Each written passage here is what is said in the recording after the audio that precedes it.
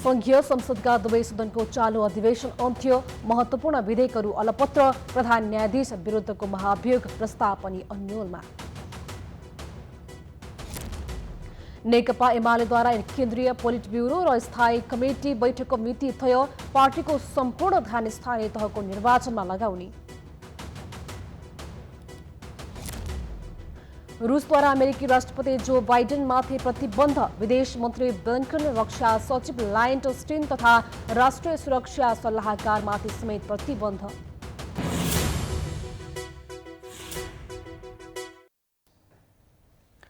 अब समाचार विस्तारमा।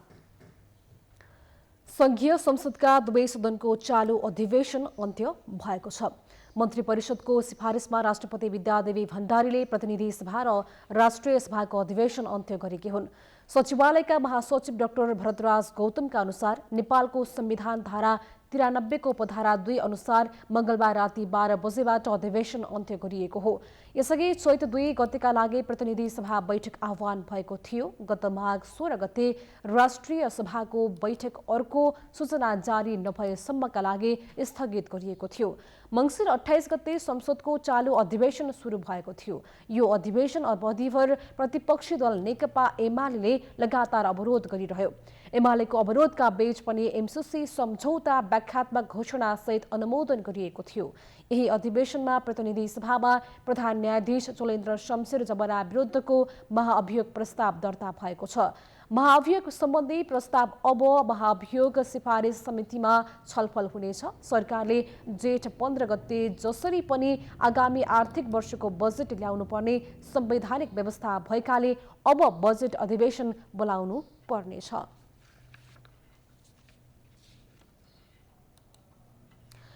नेकपा एमाले चैत 9 र 10 गते केन्द्रीय कमिटिको बैठक बोलाएको छ। मंगलबार बसेको एमालेको सचिवालय समितिको बैठकले चैत 9 र 10 गते केन्द्रीय कमिटिको बैठक बोलाउने निर्णय गरेको हो। यस्तै 7 गते पोलिट ब्युरो र 13 गते स्थायी कमिटिको बैठक बोलाइएको छ। केन्द्रीय कमिटी बैठकमा अध्यक्ष केपी शर्मा ओलीको राजनीतिक प्रतिवेदन पेश गरिनेछ। चैत्र 9 र 10 गते केन्द्रीय कमिटिको बैठक आयोजना हुन्छ र चैत्र 13 गते स्थायी कमिटिको बैठक आयोजना गर्ने। त्यसपछि चैत्र 9 र 10 गते आयोजना हुने केन्द्रीय कमिटिको बैठकमा रिपोर्टिङको व्यवस्थापन गर्ने प्रदेशका अध्यक्षहरूले रिपोर्टिङ गर्नुहुन्छ। एमाले आसन्न स्थानीय तहको निर्वाचनमा उम्मेद्वार सिफारिसको विधि र प्रक्रियालाई पारित गरेको छ। वडा अध्यक्ष र सदस्यहरूको सिफारिस वडा कमिटीबाट गर्ने र जिल्ला कमिटीले त्यसमा आवश्यक निर्णय गर्ने विधि तय गरेको छ। त्यस्तै गाउँपालिका अध्यक्ष र उपाध्यक्ष तथा नगरपालिकाका मेयर र उपमेयरको सिफारिस जिल्ला कमिटीले गर्ने र निर्णय प्रदेश कमिटीले गर्ने गुरुङले जानकारी दिए। त्यस्तै महानगरपालिका र उपमहानगरपालिकाको मेयर तथा उपमेयरको टुङ्गो केन्द्रीयले लगाउने र त्यसको सिफारिस जिल्ला र प्रदेश कमिटीले गर्नेछ।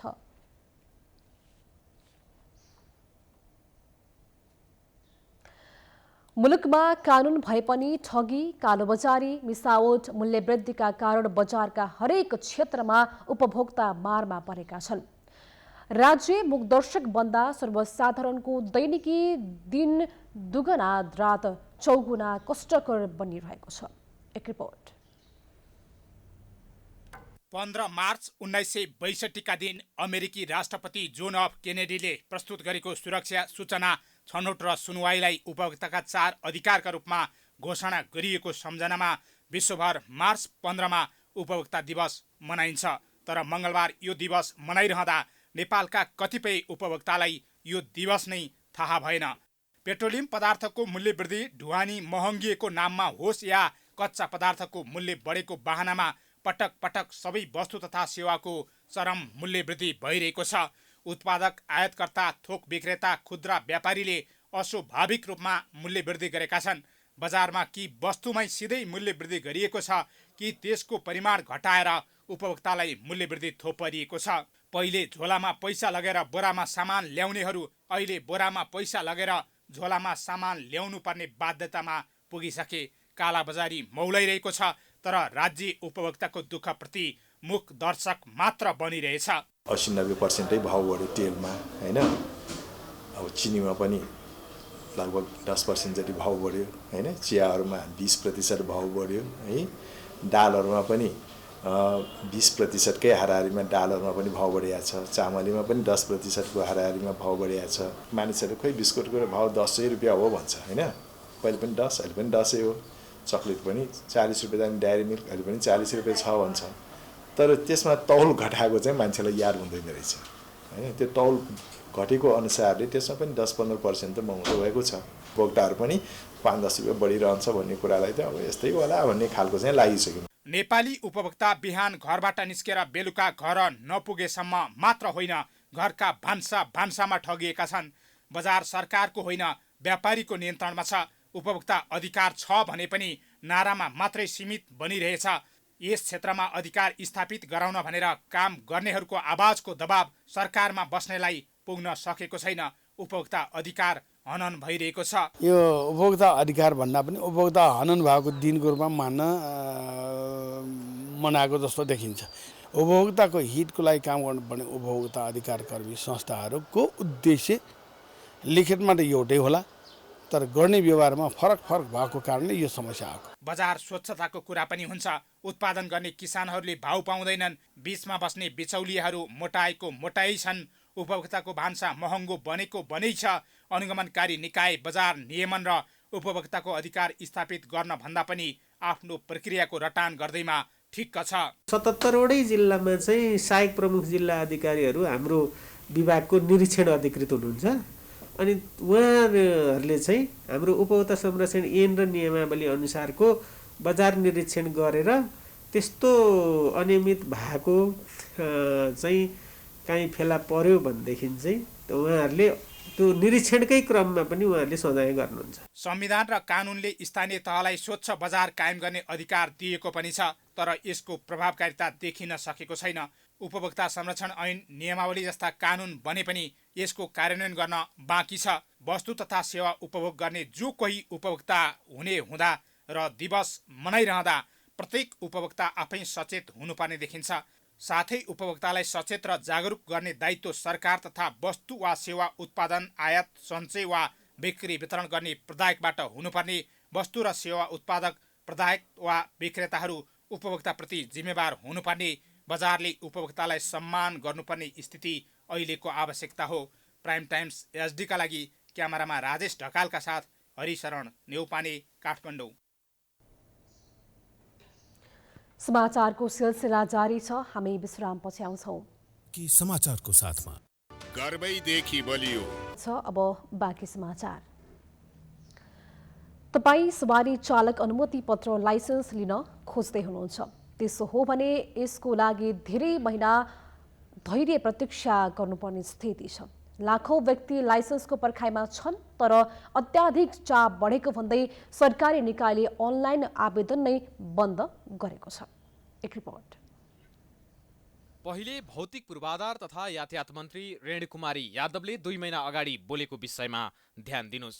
भर्खर हामी पनि कुरा के गर्यौँ भने अब साथीहरूले एकदम टाढा हुम्ला जुम्लाबाट यानि कि अब कुनै तर्फबाट आउँदाखेरि काठमाडौँ आउने 5 दिन बस्ने अनि कार्ड लिनु भन्दा पनि उहाँहरूले कसरी हामी के अरे दिन सक्छौँ हुलाकबाट, त्यो कुराले पनि छलफल गरे। त्यो भयो भने साथीहरू ढुक्क भएर घरमा बसेर लाइसेन्स प्राप्त गर्न सक्नुहुन्छ। हुलाकबाट नै घर घरमा लाइसेन्स पठाउने मन्त्रीको सपना रहेछ।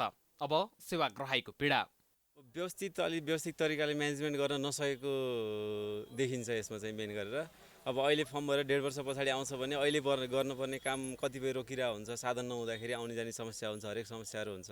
आफ्नो दैनिकी चलाउनै त्यसले असर परिरहेको हुन्छ। त्यस्तै म जस्ता अरू धेरैलाई यस्तो परिरहेछ। अब अहिले भरेर 1.5 वर्षपछि पाउँदाखेरि त अब म त यहीँ बस्छु, आउट अफ भ्याली बस्ने मान्छेलाई यहाँ आएर गर्नुपर्दा अथवा उसको ठाउँमा गएर त्यसरी गर्नुपर्दाखेरि कति समस्या हुन्छ। त्यो भोग्नेले मात्र थाहा पाउँछ, त्यो त अरूलाई त हुँदैन। त्यो त यिनी हुन् भोटाहिटीमा कपडा पसल गर्ने रुकेश पाण्डे। दैनिक वसुन्धराबाट सार्वजनिक सवारी चढेर पसल आउँछन्। मोटरसाइकलको लाइसेन्स बनाउन नपाउँदा उनी कहिलेकाहीँ ढिला हुँदा पैदल नै यात्रा गर्नु परेको छ। गत पुसमा लाइसेन्सको लागि अनलाइन आवेदन दिएका उनले करिब 1.5 वर्ष अर्थात् 2080 सालको जेठमा बल्ल ट्रायल दिन पाउने भएका छन्। त्यही लाइसेन्स नभएकै कारण आफूले धेरै समस्याको सामना गर्नुपर्ने उनी बताउँछन्। यिनी त एक उदाहरण मात्र हुन्। यस्ता पात्र लाखौंको संख्यामा छन्। उनीहरूले केही वर्ष कुरेपछि बल्ल ट्रायल दिन पाउने आशमा छन्। अझै लाइसेन्स नवीकरण गर्नुपर्नेको गुनासो पनि उस्तै छ। तर यस विषयमा यातायात व्यवस्था विभाग चासो नै नदिए जस्तो गर्छ। बरु उल्टै चैत्र 1 गतेबाट अनलाइन आवेदन दिन नै बन्द गरिदिन्छ। ट्रायल छिटो किन गराउन सकिएन? लाइसेन्स छपाईलाई तीव्रता दिन, सेवाग्राहीलाई समयमै गुणस्तरीय सेवा दिन विभागले प्रभावकारी पहल गरेको छैन। लाइसेन्स उपलब्ध गराउन प्रदेश स्तरीय संरचना बनाइए पनि समन्वयको अभाव छ। यस विषयमा कुराकानी गर्नको लागि हामीले निरन्तर प्रयास गरे पनि विभागका सम्बन्धित पदाधिकारी भने बाहिर भएको न्युमा पन्छिने काम गरे। अहिलेसम्म करिब 5,60,000 बढीले लाइसेन्सको लागि अनलाइन आवेदन दिएका छन्। तर तिनीहरूको ट्रायल र लाइसेन्स कहिले पाउँछन् भन्ने यकिन भएको छैन। जम्मा एउटा मात्र मेसिनबाट दैनिक 10,000 स्मार्ट लाइसेन्स छपाई हुने भनिए पनि अहिले जम्मा 5,000 को हाराहारीमा मात्र छपाई भएको छ, जसका कारणले अहिले आवेदन दिएमा 2-3 वर्षपछि बल्ल लाइसेन्स हात पर्नेछ। यति संवेदनशील विषयमा विभाग जिम्मेवार बन्नुपर्ने सट्टा जवाफ नदिई तर्किरहन खोजेको छ, जसले गर्दा केही समय अगाडि मात्र हुलाकबाटै स्मार्ट लाइसेन्स सम्बन्धित व्यक्तिको घरैमा पुर्याउने व्यवस्था हुने भनेर भौतिक पूर्वाधार तथा यातायात मन्त्री यादवको दाबी फेल भइसकेको छ। अझै विभागको यस्तै लापरवाहीले समयमै लाइसेन्स पाइने कुरामा ढुक्क हुन सकिने अवस्था छैन। आम नागरिकले सबै प्रक्रिया पूरा गर्दा पनि लाइसेन्स लिन महाभारत छ भने कतिपयले बिचौलिया एवं कर्मचारीलाई मोटो रकम उपलब्ध गराएपछि लाइसेन्स हात पार्ने स्थिति पनि छ। लाखौं नागरिकको सरकार भएको विषयमा राज्य संयन्त्रले गम्भीरतापूर्वक लिन जरुरी छ। समाचारको सिलसिला अझै जारी छ। हामी विश्रामपछि आउँछौं। बाँकी समाचारको साथमा अब अन्तर्राष्ट्रिय समाचार।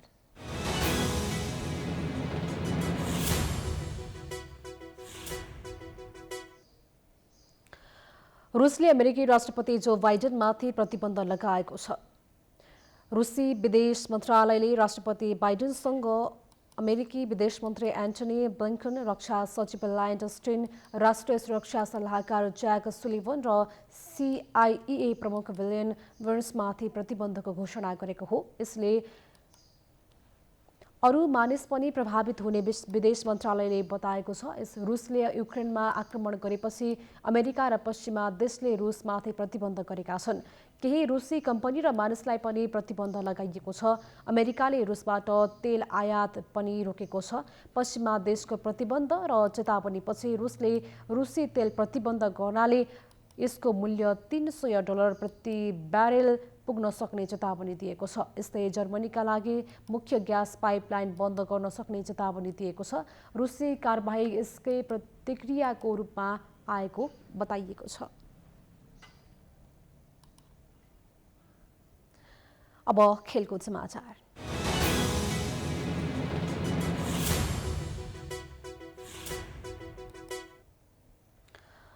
English club Manchester United champions league फुटबलबाट हामी समाचारको अन्त्यमा आइपुगेका छौं। जाँदा जाँदै प्रमुख समाचार पुनः एकपटक। संघीय संसदका दुवै सदनको चालू अधिवेशन अन्त्य, महत्वपूर्ण विधेयकहरू अलपत्र, प्रधान न्यायाधीश विरुद्धको महाभियोग प्रस्ताव पनि अन्योलमा। नेकपा एमालेद्वारा केन्द्रीय पोलिट ब्युरो र स्थायी कमिटी बैठकको मिति तय, पार्टीको सम्पूर्ण ध्यान स्थानीय तहको निर्वाचनमा लगाउने। रूसद्वारा अमेरिकी राष्ट्रपति जो बाइडेनमाथि प्रतिबन्ध, विदेश मन्त्री ब्लिंकन, रक्षा सचिव लॉयड अस्टिन तथा राष्ट्रिय सुरक्षा सल्लाहकारमाथि समेत प्रतिबन्ध। समाचार अहिलेलाई सकियो। हेर्दै गर्नुहोला प्राइम टाइम्स एचडी। नमस्कार।